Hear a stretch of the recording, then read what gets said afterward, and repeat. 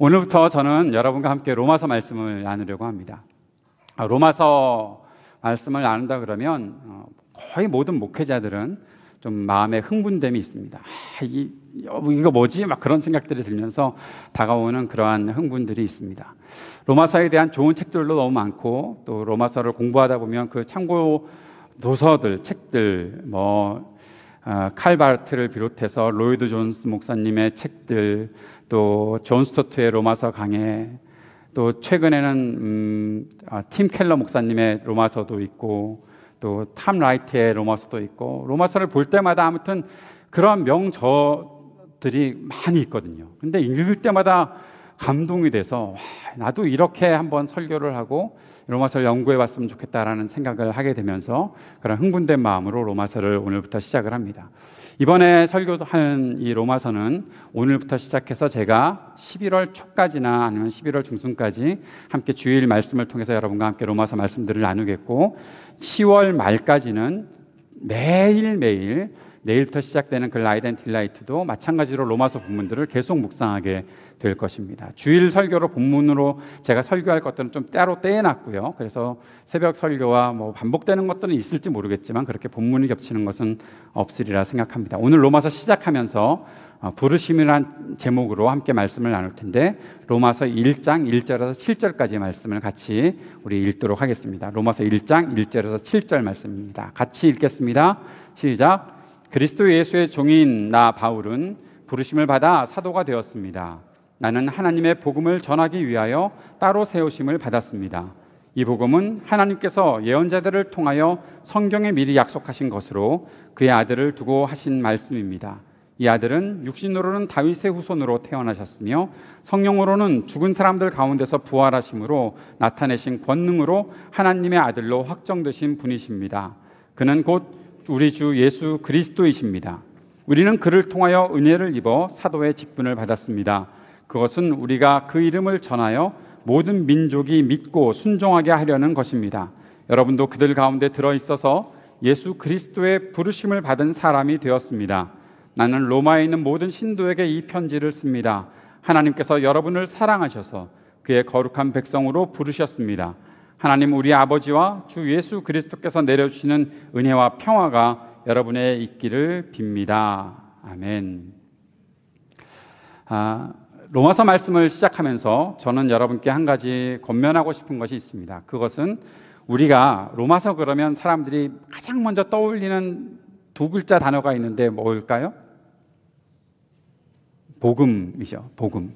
로마서 그러면 복음을 떠올리게 되는데, 우리에게 있는 이 복음이라는 것이 어디로부터 시작됐고 어떠한 중심을 갖고 있고 어디에 기준하고 있는지를 우리가 잘 살펴보아야 되겠다라는 생각을 합니다. 여러분이 이 로마서 말씀을 하나하나 묵상하고 들으시면서 복음은 과연 어떻게 설명되고 어떻게 적용되고 이 시대에 우리들에게 복음은 어떠한 음성으로 들려오는가 관심을 갖고서 한번 살펴보셨으면 좋겠습니다. 로마서를 시작하면서 제 마음속에 가장 명확하게 들어오는 한 가지 단어가 있는데, 그것은 부르심이라는 것이었습니다. 사도 바울이 1장 1절에서 그리스도 예수의 종인 나 바울은 부르심을 받아 사도가 되었습니다. 사도 바울은 왜 부르심이라는 말로 시작하고 있을까? 부르심을 받아 사도가 되었습니다. 이것이 단지 나는 사도가 된 것이 나 스스로 된 것이 아니야. 누가 나를 불러줬기 때문이고 그 누구가 바로 하나님이셔. 하나님이 나를 부르셨기에 내가 사도가 되었어라고 그렇게 자신을 드러내고 나타내고 또는 변명하기 위해서, 사도 바울이 하도 핍박을 당했던 사람이니까, 너가 무슨 사도냐라고 그렇게 핍박을 당했던 사람이니까 자신을 그렇게 나타내기 위해서 부르심이라는 용어를 쓴 것은 맞지만 과연 그것만일까라는 생각을 해보게 됩니다. 로마서 전체가 복음을 설명하고 있다면 그 가운데 가장 강력하게 주는 한 가지 액센트 있는 단어가 등장을 해야 되는데, 그 자리에 사도 바울은 부르심이라는 단어를 갖다 놓았다라는 거죠. 그래서 이 부르심이라는 것을 가지고서 한번 이 출발을 했으면 좋겠다라는 생각을 합니다. 부르심을 왜 기준하는가? 왜냐하면 복음의 모든 그 기초에는 하나님이 계시기 때문입니다. 우리를 부르셨다. 누가 부르셨는가? 하나님이 부르셨다라는 거죠. 하나님이 부르셨다. 자, 로마서에 대한 배경을 약간 설명을 해드릴게요. 로마서는 사도 바울이 로마에 있는 교회를 위해서 쓴 편지입니다. 로마에 있는 교회를 위해서 쓴 편지인데, 보통 사도 바울이 서신서들을 쓸 때에는 자기가 방문했던 곳에 대해서 쓰는 편지들이 참 많이 있는데, 고린도 교회도 그랬고 갈라디아 교회도 그랬고, 그런데 로마서는 바울이 3차 전도여행을 마칠 때쯤에 바울의 목표에는 로마를 가야 되겠다라는 생각을 갖고 있었거든요. 로마에 가야 되겠다. 사도행전 우리가 전에도 묵상을 했지만 사도행전 마지막 부분에 가면 사도 바울이 로마에 가기 위해서 정말 애쓰고 있는 장면들이 나타나 있습니다. 사도 바울은 죄가 없는 사람인데 뭐 여러 가지 그 고소를 당해서 지금 감옥에 있거든요. 그런데 총독 벨리스를 만났을 때도, 그 다음 베스도라는 총독이 왔을 때도 사도 바울은 어떻게 하면 여기 감옥에서 벗어날까가 아니라 사도 바울의 목표는 어떻게 하면 내가 로마에 갈 것인가. 그래서 사도 바울이 항소를 하고, 고소를 당하고 그 재판이 있을 때마다 항소를 했는데, 그 항소를 누구에게 최종적으로 했나 하면 황제에게 한 겁니다. 로마 황제에게, 가이사에게 항소를 한 것이죠. 왜냐하면 바울은 로마 시민이었거든요. 그런데 로마 시민을 다른 사람들이 재판할 수 없거든요. 바울이 로마 시민이기 때문에 바울을 재판하고 최종 판결을 내릴 사람은 황제여야 하거든요. 그러려면 어떻게 합니까? 황제가 이스라엘까지 와서, 황제가 소아시아까지 와서 바울을 재판해 줄까요? 그런 황제가 세상에 어디 있습니까? 그런 황제는 없습니다. 그러면 바울이 가야 되겠죠. 바울을 누군가가 데리고 가야 되겠죠. 사도행전 후반부에 그런 내용이 하나 있는데, 헤롯 아그리빠가 와서 이제 베스도 총독과 같이 이야기를 나누고 바울을 한번 만나보자라고 해서 바울을 만났을 때, 바울이 그 속에서 자신을 변론하는데, 여러 가지 변론을 했는데 자신은 끝까지 황제에게 재판을 받겠다라고 그렇게 고집을 부려요. 그리고 나서 아그리빠가 이제 돌아가면서 그런 얘기를 해요. 그냥 우리가 판결했으면 바울은 무죄인데, 우리가 판결했으면 바울은 아무런 죄가 없는데, 그냥 풀려날 수 있고 자유가 될 수 있는데, 바울은 참 이상한 사람이야. 끝까지 황제한테 심판을 받겠다고 그렇게 하고 있으니까, 재판을 받겠다고. 왜 그럴까? 베스도도 이상하고 아그리빠도 이상했던 거예요. 바울의 마음속엔 로마로 가겠다는 그런 마음이 있었거든요. 그 마음이 아주 강력하게 일어나고 있을 때에 3차 전도여행을 마칠 때쯤에 바울은 로마를 향해서 편지를 씁니다. 내가 너희들에게 가고 싶어. 나는 너희들을 만나고 싶어. 바울은 로마를 기점으로 해서 복음을 증거하고 싶었던 마음이 있었던 거죠. 바울은 로마를 기점으로 해서 어디까지? 당시의 땅끝이라고 여겨졌었던 스페인까지 가서 복음을 증거하고 싶었던 마음들이 아주 컸습니다. 나는 땅끝까지 갈 것이다. 지금은 지구가 둥글기 때문에, 지구가 둥글다는 건 누구나도 알고 있기 때문에 땅끝이 어딘지는 아무도 모르지만, 당시 사람들의 생각에는 스페인까지 가면 땅끝이 아닐까라는 생각들을 갖고 있는 거죠. 어떤 고고학자들은 바울이 스페인까지 갔었던 것 같다라고 하면서 스페인에서의 바울의 흔적들을 찾고 있는 사람들도 있습니다. 그래서 바울의 4차 전도 여행 등등을 연구하고 있는 사람들도 있는데, 저는 잘 모릅니다. 그렇게까지 공부를 안 해봐서 잘 모르지만, 아무튼 바울에게는 목표가 있었던 거죠. 사랑하는 여러분, 바울이 이렇게 목표를 갖고 있는 것, 그것이 무엇입니까? 무엇 때문입니까? 바울을 불러주신 하나님 때문에 그에게 목표가 생긴 것이죠.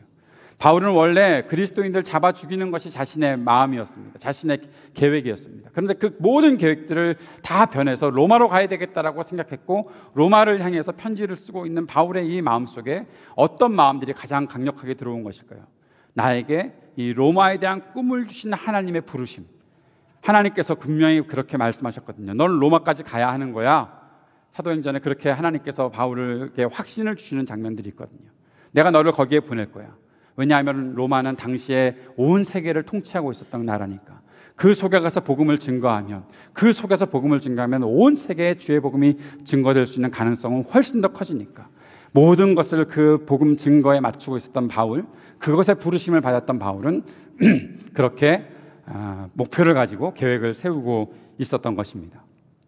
그러한 마음들이 나타나 있는 것이 바로 로마서입니다. 그래서 로마서의 전체 주제는 바로 복음입니다. 복음을 가진 사람, 복음을 가지고 부르심을 받은 사람이 어떻게 살아가고 있는가, 복음의 능력들이 어떻게 나타나고 있는가를 우리에게 나타내 주고 있는 것입니다.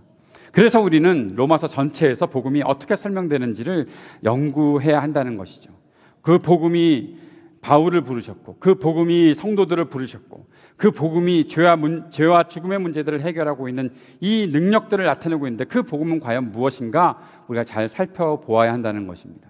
그러면서 우리가 깨뜨려야 될 한 가지 우리의 오해들이 있습니다. 무엇인가 하면 복음을 개인 구원을 위해 필요한 도구 정도로만 생각하는 것, 그 오해를 깨뜨려야 된다는 것입니다. 복음이 나 개인 한 사람 구원하기 위해서 필요한 것인가? 네, 맞습니다. 그런데 그 정도로만 복음을 생각하고 있는 그 우리들의 오해를 우리가 깨뜨려야 한다는 것이죠. 하나님은 이 복음을 통해 나를 구원해 주셨지만 그 복음 가운데로 나를 불러주셨기 때문에 나의 삶을 변화시키시고 나의 삶을 부르셔서 움직이고 계신다라는 것입니다. 그 복음의 깊이를 아는 것이 이번에 우리가 한 2달 이상 같이 로마서를 공부하면서 깨달아야 될 부분이다라는 것입니다. 복음은 우리를 구원하신 하나님의 계획일 뿐만 아니라 우리가 거룩한 사람으로 살아가는 길을 말하고 있는 것입니다. 한번 따라해 봤으면 좋겠어요. 복음은 우리를 구원하신 하나님의 계획이고 우리가 거룩한 사람으로 살게 하는 길입니다. 보고 읽으시면 되는 건데 제가 너무 어렵게 말씀을 드렸나요? 제 발음을 따라 하시느라고 어려우셨나요? 사랑하는 여러분, 복음은 내가 구원받는 하나의 열쇠도 될 수 있지만 그러나 더 크게 보면 내 삶 전체를 지배하고 내 삶 전체가 하나님께 온전히 드릴 수 있는, 어떻게 드릴 수 있는가, 그것을 말하는 것이 바로 복음이다라는 것입니다. 그래서 로마서에 있었던 이 써져 있는 복음은 바울이 있었던 때의 로마의 성도들에게도 의미가 있는 것이고 지금 우리에게도 살아있는 복음의 능력들을 경험하게 한다라는 것입니다. 다음 장 넘겨줘 보세요. 로마서는 당시에도 그리고 지금도 모든 사람에게 살아있는 복음의 능력을 경험하게 한다라는 것이죠. 만약에 한순간만 나를 구원하는 것으로만 복음을 설명하고 있었다면 우리는 로마서를 매일매일 묵상할 필요가 없을지도 모르겠습니다. 당시에 어떻게 쓰여졌는가만 연구하면 끝날지도 모릅니다. 그러나 로마서를 묵상하는 사람들마다 로마서를 오늘도 우리가 같이 말씀을 나누며 지금까지는 저 혼자일지 모르겠지만 아무튼 막 흥분되는 마음으로 로마서의 말씀을 하나하나 읽어가는 순간 그 순간에 갖고 있는 이러한 감격과 감동과 울림들은 바로 이 시대를 살아가게 하는 하나님의 말씀이 그 속에 있기 때문에 이 시대에도 아직도 유효하고 더 능력 있게 나타나는 하나님의 복음이 이 속에 있기 때문에 우리가 보게 된다는 것이죠. 우리는 그 능력을 경험할 수 있으리라 생각합니다. 사랑하는 여러분, 로마서를 묵상하고 공부하는 가운데 그러한 능력들을 경험해 볼 수 있게 되기를 바랍니다. 바울은 자신이 부르심을 받아 사도가 되었다라고 말하면서 1장을 시작하고 있습니다. 그리고 바울은 자신만 부르심을 받은 것이 아니라 모든 성도들로 하나님의 부르심을 받았다라고 그렇게 말하고 있습니다. 로마서 1장 6절에 보면 여러분도 그들 가운데 들어있어서 예수 그리스도의 부르심을 받은 사람이 되었습니다라고 분명히 말하고 있습니다. 나만 부르심을 받았느냐? 너희들도 부르심 받았어. 당신들도 부르심 받은 사람들입니다 라고 그렇게 말하고 있는 것입니다. 사랑하는 여러분, 우리는 믿음을 통하여 구원받은 사람들입니다.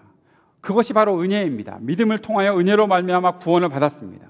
우리는 하나님께서 나에게 허락하신 은혜가 있기에 그것을 믿는 마음으로 우리가 구원을 받았는데 우리는 이 구원을 받았을 때 부르심을 경험했다는 것이죠. 내가 은혜를 누리고 내가 믿기로 결정했어 라고까지만 생각하시는 분들이 많을 것 같은데 여러분 잊지 않으셔야 되는 생각은 내가 구원받게 되는 그 믿음을 고백하는 순간에 그 모든 순간 나를 부르신 그 부르심이 있다라는 것을 우리가 경험했다라는 것입니다.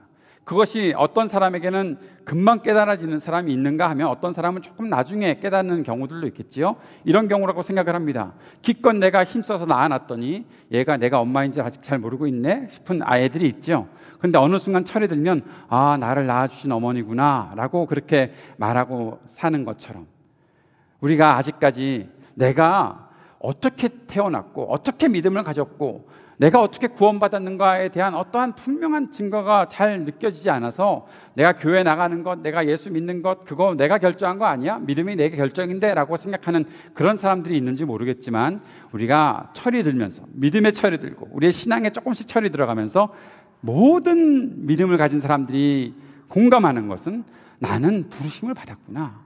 누가 나를 불러주었기 때문에 내가 이렇게 믿음을 갖고 구원 가운데 들어왔구나. 그럼 그 부르심이 무엇일까요? 누가 불러주신 것일까요? 하나님께서 어느 순간 진영아 라고 불러주셨을 때 그 부르심일까요? 하나님께서 어느 순간 나의 이름을 아주 정확하게 부르시면서 신비로운 그 경험을 해서 내가 부르심을 받았습니다 라고 그렇게 고백하는 것, 그것이 부르심일까요? 그럴 수도 있습니다.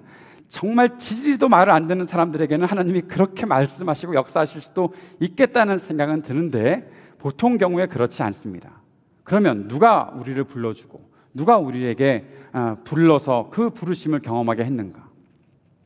저 같은 경우는요, 5살 때 저희 앞집 살던 아주머니가 저를 불러서 진영아 하고 제 손을 잡고 교회로 끌어가셨습니다. 예.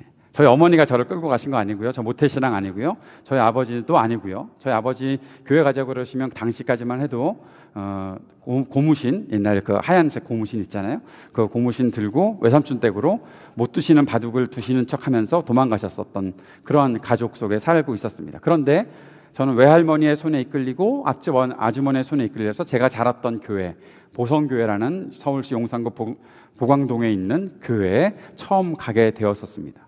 저는 그것이 부르심이라고 생각을 합니다. 그리고 교회에서 주일학교 선생님들을 만날 때 선생님들께서 저한테 믿음을 확인시켜 주셨습니다.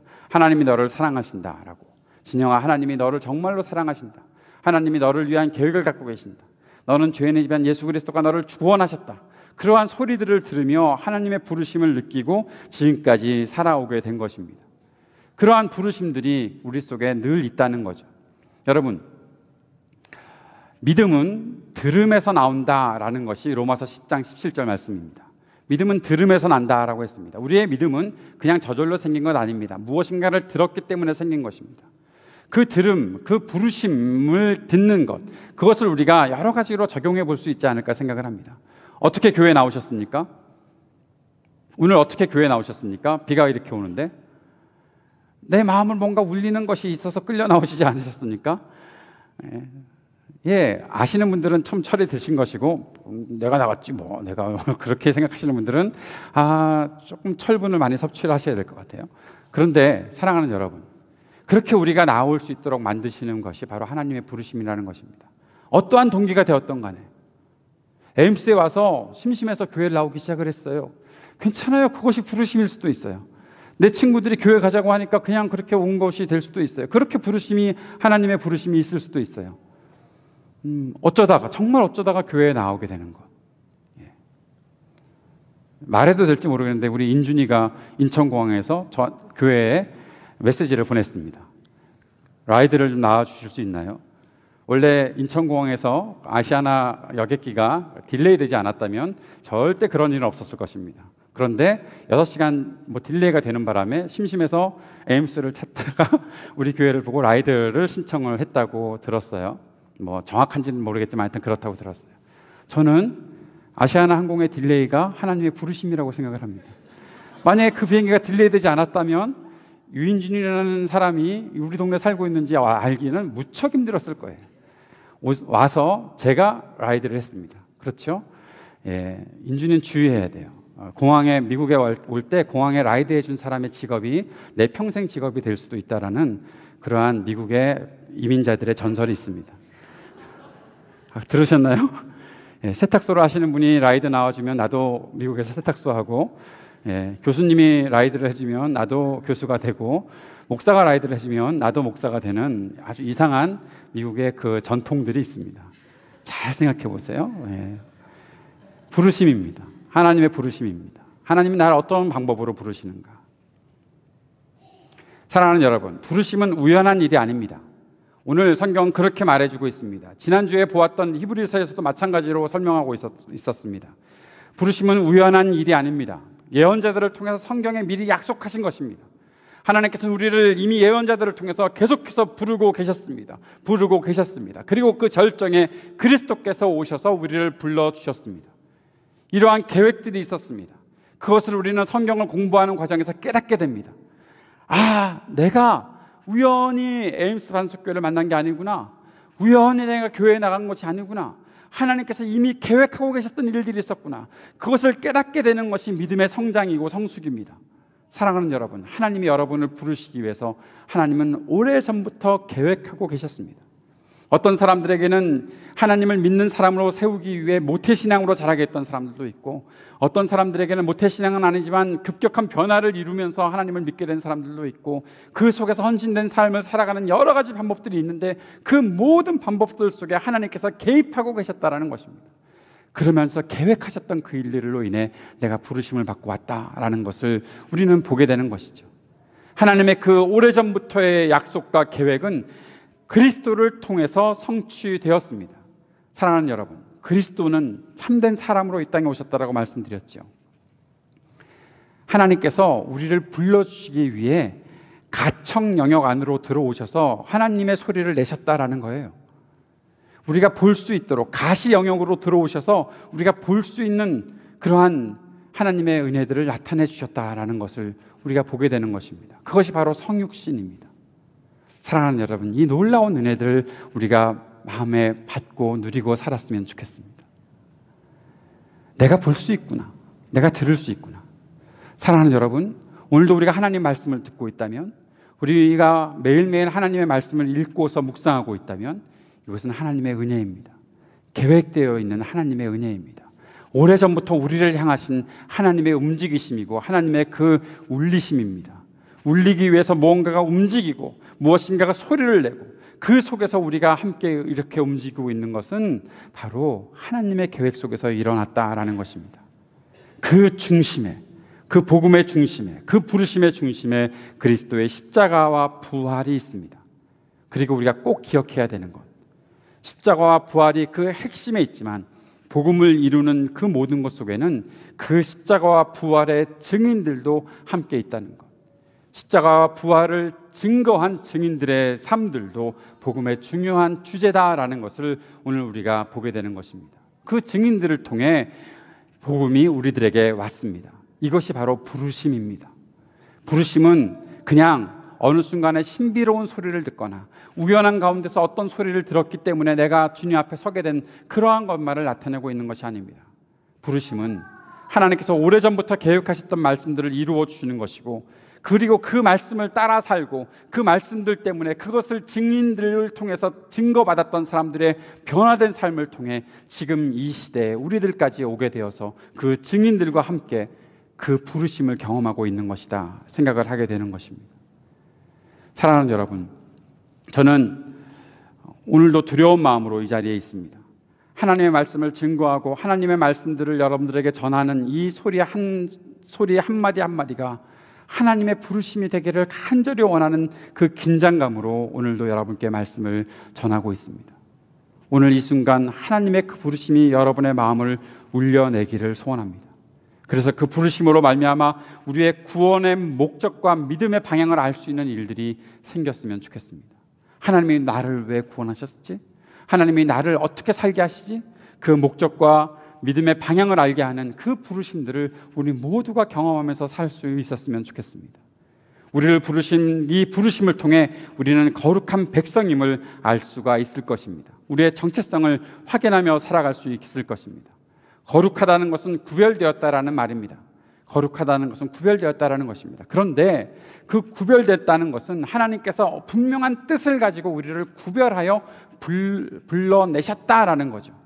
그 부르심의 중심에 그리스도가 계시고 그 그리스도를 따르는 삶이 우리를 부르신 목적이 되게 하고 그 그리스도를 따르는 삶이 우리들에게 사랑으로 나타나게 될 것인데, 그래서 성경에서 말하는 것처럼 우리가 서로 사랑하면 세상이 우리가 그리스도의 제자인 것을 알게 될 것이다라고 요한복음 13장 35절에서 말씀하고 있는데, 이 부르심, 이 거룩하게 우리를 구별하여 불러내신 하나님의 부르심을 경험한 사람이라면 이것을 통해서 우리의 삶의 방향들을 결정할 수 있어야 하거든요.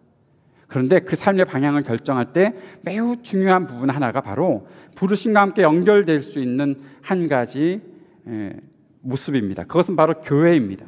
부르심은 교회를 이루게 했다라고 보는 것도 맞습니다.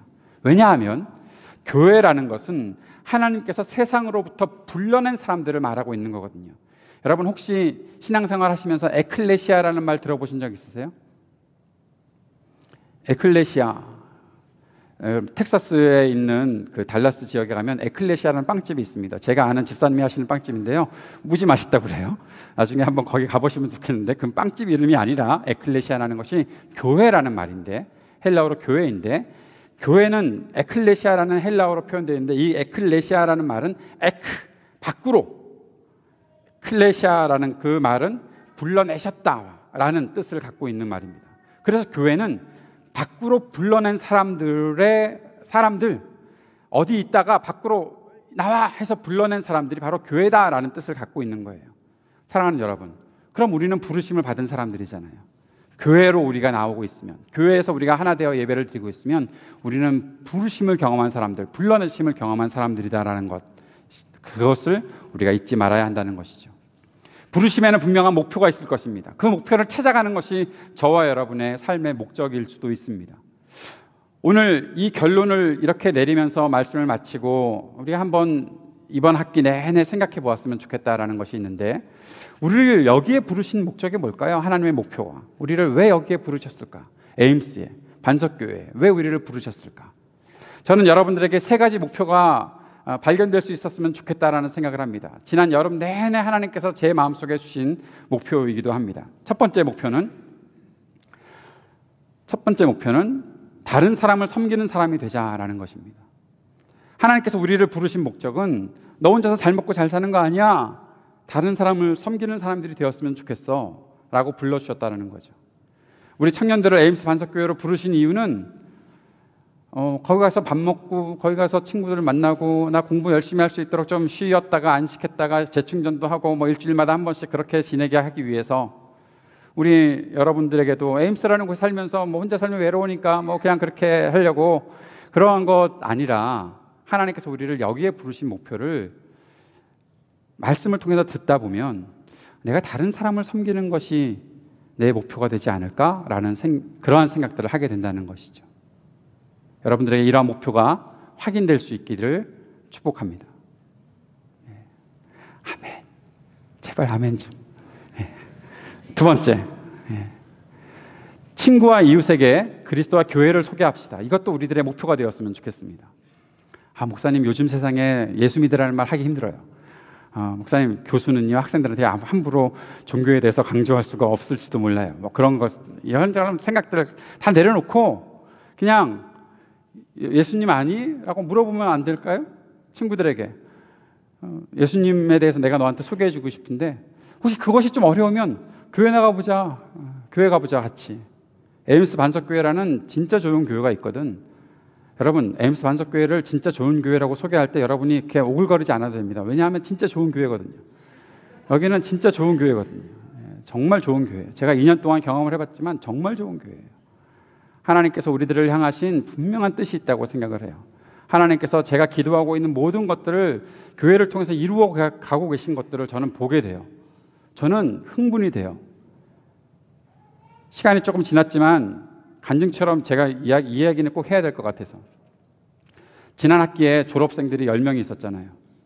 그리고 또 이렇게 뭐 옮겨가고 뭐 하는 그런 사람들이 많이 있어서, 안 그래도 교인들 숫자가 이렇게 우리는 이동이 있을 때마다 조금씩 주는데 어떻게 해야, 우리가 할 수 있는 방법이 없잖아요. 뭐 나가서 사람들 데려오고 싶은데 뭐 그렇게 전도하고 그러면 또 무슨 뭐 어떤 또 그 반향들이 일어날까 막 생각을 하니까, 그래서 기도한 것은 하나님 사람 좀 많이 보내주세요 그렇게 하고, 제 멘토들에게도 우리 교회에 많은 사람들이 올 수 있도록 해달라고 그런 기도 부탁을 했었거든요.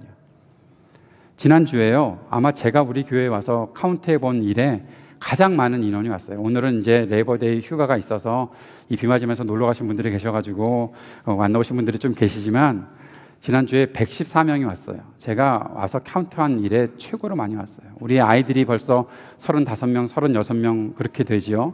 우리 청년들만 해도 지금 36명이 같이 움직이고 있어요. 여러분, 한국의 큰 교회에 청년들 36명 모이는 교회 별로 없어요. 그것도 확인하러 내일 또 한국 가야 되나? 그런 교회 별로 없어요, 요즘에는요. 아주 대형 교회 그래 그나마 뭐 몇백 명 모이겠지만, 우리 교회에 사람들이 오는 걸 보고 제가 아까 말씀드렸던 것처럼 긴장할 수밖에 없었어요. 하나님이 기도를 들어주시네. 그렇게 기도했는데, 많은 사람들 보내달라고 기도했는데 하나님이 왜 사람들을 보내주시지?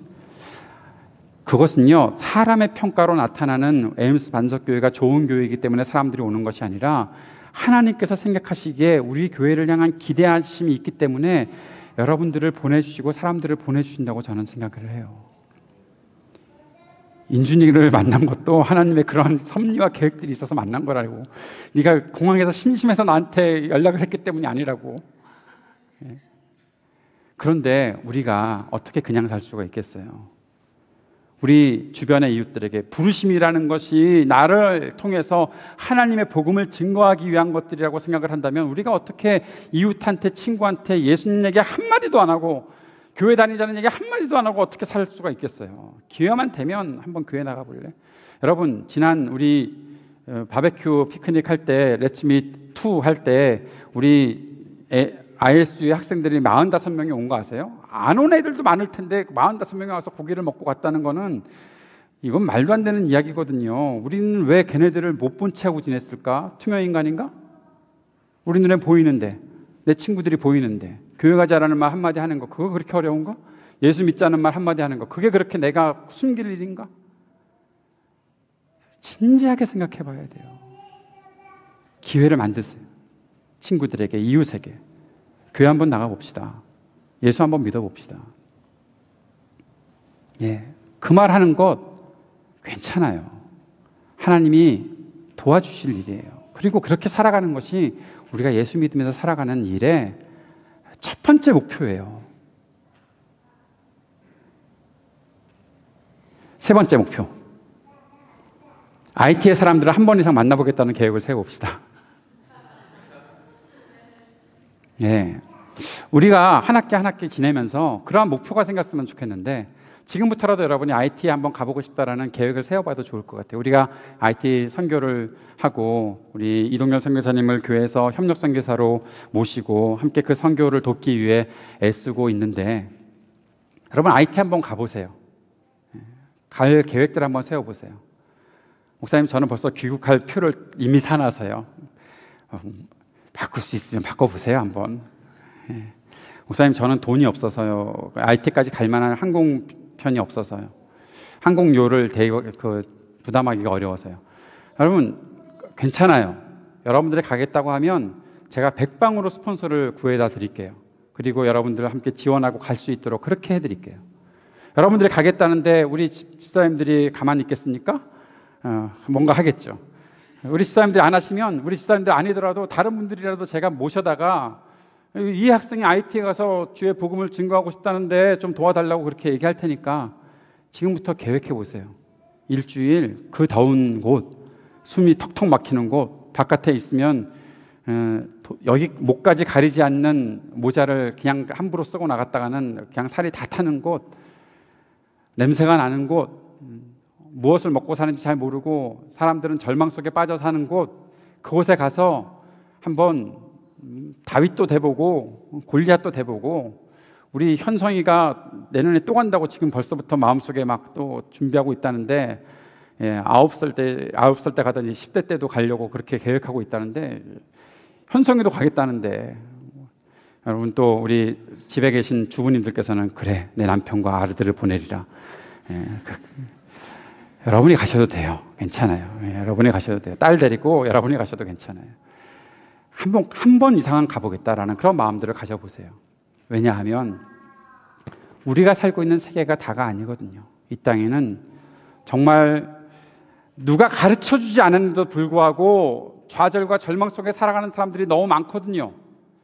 이 땅에는 누구한테 배운 것이 아님에도 불구하고 그냥 이렇게 사는 것이 당연한 것인가 하고서 그렇게 욕심부리고 살고 우상 숭배하면서 사는 사람들이 너무나 많거든요.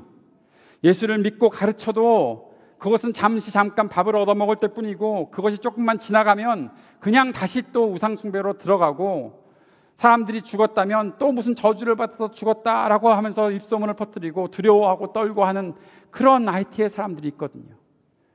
그들을 위해서 내가 무엇을 할 수 있을까? 헌금하는 것도 좋은 일이고 여러 가지 일도 좋은 일이지만 여러분이 그곳에 한번 가서 그들을 만나주고 함께 같이 소통하고 오는 것, 그것만으로도 너무나 큰 힘이 되는 일이고 하나님께서는 그런 일들을 너무나 귀하게 사용하신다라는 거예요. 이런 부르심의 소리 듣지 않고 무슨 소리 듣고 사십니까? 사랑하는 여러분, 남을 섬겼으면 좋겠다. 네 친구들에게, 네 이웃들에게 예수 그리스도를 나타내고 살았으면 좋겠다. IT 같은 네가 듣도 보도 못한 곳에 가서 한번 그 땅을 밟고 주님의 은혜와 사랑들을 증거했으면 좋겠다 하는, 이렇게 부르시는 하나님의 음성, 하나님의 소리 듣지 않고 우리는 무슨 소리 듣고 삽니까? 어떤 소리가 우리를 울려대고 있습니까? 바울은 그 부르심 때문에 자신이 겪었던 모든 그리스도인들을 박해했던, 핍박했던 것들을 다 내던지고 자신이 정말 유력한 곳에서 교육받고 가장 뛰어난 바리새인이 될 수 있었음에도 불구하고 다 그런 것 저버리고 그리스도의 복음을 증거하며 살았습니다. 옥에 갇히더라도 나는 복음을 증거하며 살겠다. 내가 죽을지 모르지만 그러나 복음을 증거하며 살겠다라고 말했습니다. 바울뿐만이 아닙니다. 이 땅에 수많은 사람들이 그렇게 살았습니다. 한국 땅에 복음을 증거했던 선교사님들도 그렇게 살았습니다. 지금 그리고 우리도 그렇게 살려고 꿈틀꿈틀거리고 있는 것입니다. 우리 청년들 목자 가운데는 지금 공부하고 그 연구하고 하는 것들이 너무나 바쁜데도 불구하고 한 번쯤 내가 시간 내서 우리 청년들에게 주의 복음과 은혜들을 나누고 싶다라고 해서 목자로서 헌신하고 사는 사람들도 있어요. 누구는 바쁘지 않습니까? 누구는 한가합니까? 그럼에도 불구하고 헌신하고 살아가는 사람들이 있는 거예요. 사람들을 위해, 어린아이들을 위해 애쓰고 살아가는 사람들이 있는 거예요. 찬양팀을 위해서 애쓰고 살아가는 사람들이 있는 거예요. 하나님께서 그런 사람들, 그렇게 헌신하는 사람들을 가만 내버려 두시겠습니까? 오래전부터 계획하고 그 일을 이루신 주님께서 우리들에게 내려주실 복이 없으시겠습니까? 사랑하는 여러분, 이 부르심에 응답하는 사람이 됩시다. 이 부르심을 통해서 확신을 가지고 살아가는 사람 됩시다. 이 부르심을 통해서 힘을 얻는 사람들이 됩시다. 이 부르심을 통해서 내 앞길이 이렇게 열려 있습니다라고 확신할 수 있는 사람들이 되었으면 좋겠습니다. 이 부르심에 응답하는 저와 여러분의 삶이 되기를 주의 이름으로 축복합니다. 기도하겠습니다. 하나님 아버지, 주님의 부르심을 듣고 그 울림에, 그 소리에 응답하는 우리의 삶이 될 수 있도록 인도하여 주옵소서. 예수님 이름으로 기도합니다. 아멘. 우리 함께 나의 부르심 이 찬양 다시 한번 찬양하면서 함께 주님 앞에 예물 드리도록 하겠습니다.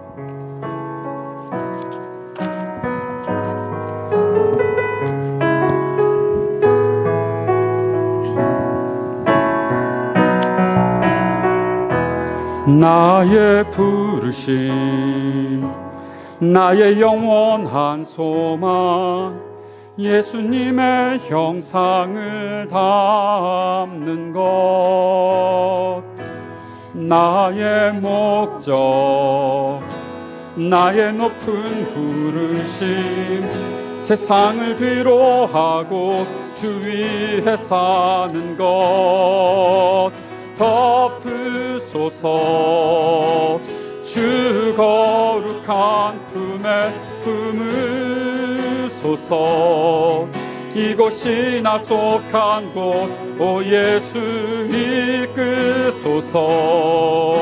주 얼굴 보기 위해 은밀한 곳으로 내가 나아갑니다.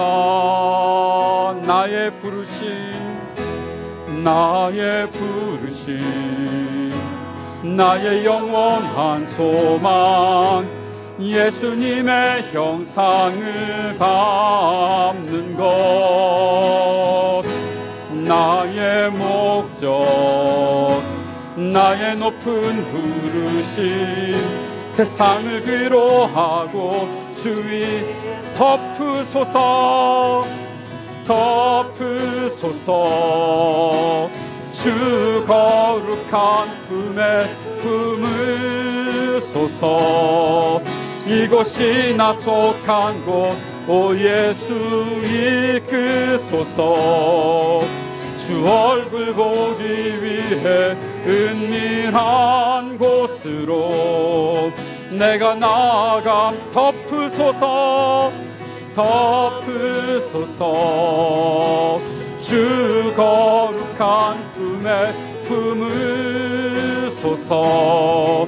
이곳이 나 속한 곳, 오 예수 이끄소서. 주 얼굴 보기 위해 은밀한 곳으로 내가 나아갑니다. 나의 부르심, 나의 영원한 소망, 예수님의 형상을 담는 것. 나의 목적, 나의 목적, 나의 높은 부르심, 세상을 뒤로하고 주 위에 사는 것. 잠시 기도합시다. 주 위에 사는 것이, 주님께서 기뻐하시는 뜻을 향해 사는 것이 우리를 부르신 하나님의 목적이고 하나님께서 뜻하신 길입니다. 오늘 나는 어떤 소리에 귀를 기울였는가? 오늘 나는 어떤 부르심을 듣고서 살아가고 있는가? 내 삶의 방향은 주님의 부르심에 맞추어져 있는가? 우리가 돌아보고 하나님께 간절히 구했으면 좋겠습니다. 하나님, 내 삶을 울려내는 하나님의 부르심이 있게 해주십시오. 내 삶을 울려내는 하나님의 부르심을 듣고 순종하며 살아갈 수 있게 도와주십시오. 나 자신의 개인적인 욕심을 이루려고만 살고 그저 이 땅에서 즐거워하고만 사는 것이 아니라 하나님께서 부르신 그 부르심에 정확하게 응답하며 살아가는, 반응하며 살아가는 하나님의 사람 되게 해주십시오. 이 시간에 우리 간절히 주님 앞에 기도하는 시간 갖겠습니다. 아버지 하나님, 우리를 불러주십시오. 하늘을 울리시고 땅을 울리시는 하나님의 그 부르심이, 하늘을 창조하시고 땅을 창조하셨던 하나님의 부르심이 우리에게 있게 해주십시오. 바울을 변화시켜서 하나님의 사도가 되게 만드셨던 그 부르심이 우리에게 있게 해주십시오.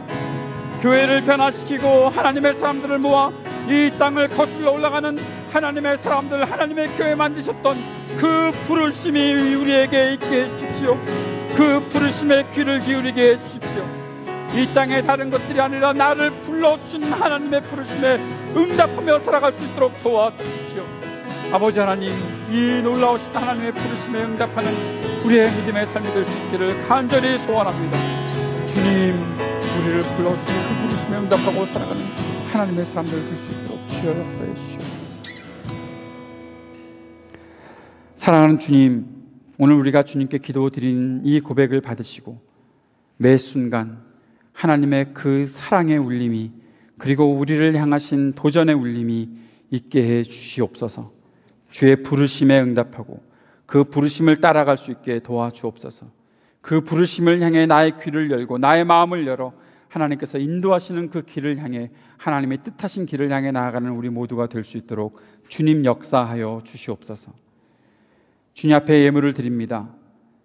하나님께 예물을 드림이 우리의 삶을 하나님께 온전히 드립니다라는 헌신이 있게 하여 주시고, 또 교회의 직분자들로서 드리는 이 예물들을 통해 교회에 더욱더 큰 책임감을 가지고 헌신하는 하나님의 사람들로서 살아가는 우리 모두의 모습이 될 수 있도록 주님 도와주시옵소서. 이제는 우리 구주 예수 그리스도의 은혜와 아버지 하나님의 크신 사랑과 성령의 교통하시며 우리를 진리 가운데로 인도하심이, 하나님의 부르심이 있을 때 그 부르심에 반응하고 응답하며 살겠습니다 믿음으로 고백하는 하나님의 모든 사람들 위해 영원토록 함께 계시기를 간절히 축원하옵나이다. 아멘.